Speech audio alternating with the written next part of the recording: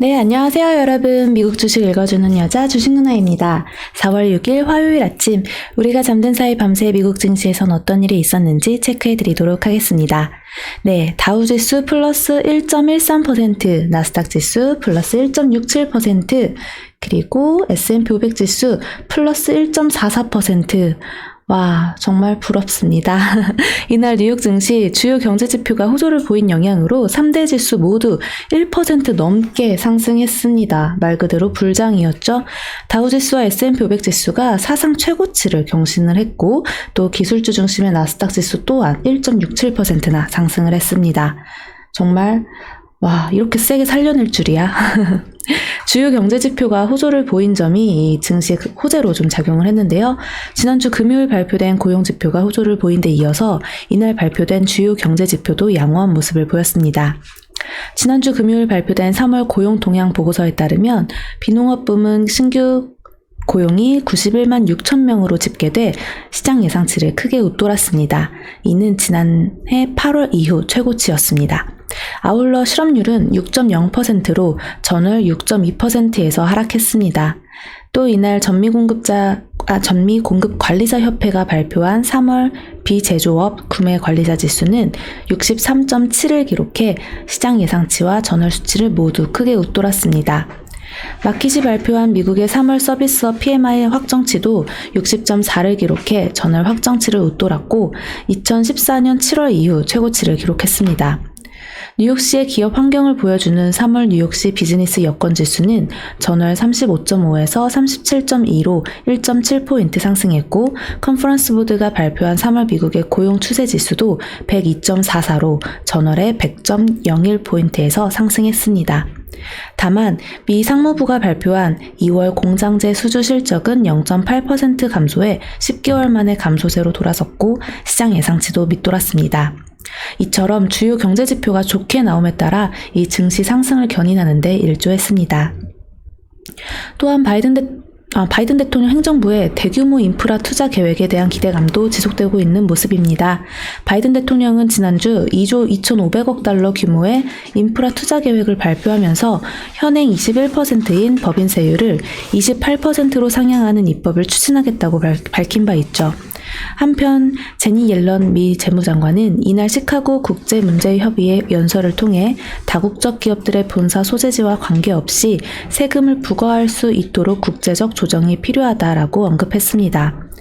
백악관과 민주당이 미국의 도로, 교량, 수도, 전기 등 인프라를 재건하기 위해 세운 대대적인 인프라 계획의 재원 마련을 모색하기 시작한 가운데 옐런 재무장관은 정부가 필수 공공재에 투자하고 위기에 대응할 수 있도록 충분한 재원을 마련하고 모든 국민이 정부 재원 마련에 따른 부담을 공평하게 부담하는 안정적인 조세 체계를 갖추도록 하기 위한 것이다 라고 설명했습니다.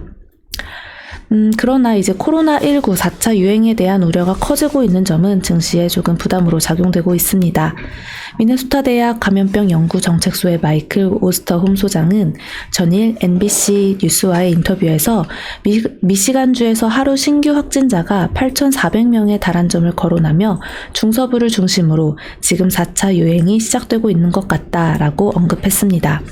미 전체 평균으로는 일주일간 하루 평균 신규 확진자 수가 약 6만 3천 명에 달하는 등 재확산 우려가 커지고 있습니다. 이날 국제유가는 산유국 감산 완화 및 이란 핵 합의 재논의 우려 등에 급락했습니다. WTI 5월 인도분 가격은 전거래일보다 2.80달러, 마이너스 4.56% 급락한 58.65달러에 거래 마감되었습니다. 우리나라장도 사실 3일 연속 좋았던 이 반도체 쪽 미국에서도 역시나 흐름이 좋았는데요. 체크해 볼게요. 네, 미국에서도 반도체 흐름 좋았고요. 또 보면은 자동차 쪽도 흐름이 괜찮더라고요. 전체적으로 이제 우리나라에서도 지금 자동차 업종 흐름이 살아났으니 그쪽 섹터도 한번 계속 눈여겨보면 어떨까 싶네요. 보면 GM도 5.8%, 포드 4.52%, 그리고 테슬라 4.43% 이렇게 상승을 했습니다. 특히 테슬라는 예상치를 상회하는 1분기 차량 인도 실적 등의 이 4.43%나 다시 한번 상승하는 모습 보여줬네요. 그리고 우리 한번 나스닥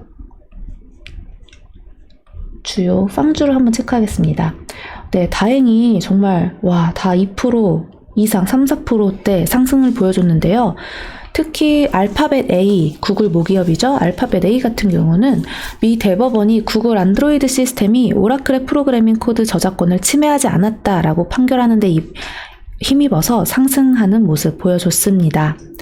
4%대 상승력 보여줬네요. 그리고 애플 2.36%, 마이크로소프트 2.77%, 아마존 2.08%, 페이스북 3.43%, 넷플릭스 0.23% 등 주요 기술주들도 동반 상승을 하면서 이 나스닥 지수를 끌어올려줬습니다. 그리고 이제 노르웨이지안 크루즈는 미국 당국에 7월부터 운항 재개를 요청하는 공문을 보냈다라는 소식에 7.03% 큰 폭으로 상승했습니다. 또한 카니발도 4.50% 동반 상승하는 모습을 보여줬습니다. 그리고 이제 로블록스 역시 좋은 흐름 이어가고 있더라고요. 5.30% 상승을 했는데 이렇게 되면은 또 메타버스 관련주들이 우리나라 시장에서 또 한 차례 시세를 받을 수 있지 않을까 하는 거 체크하면서 여러분들도 계속해서 보시면 좋을 것 같네요.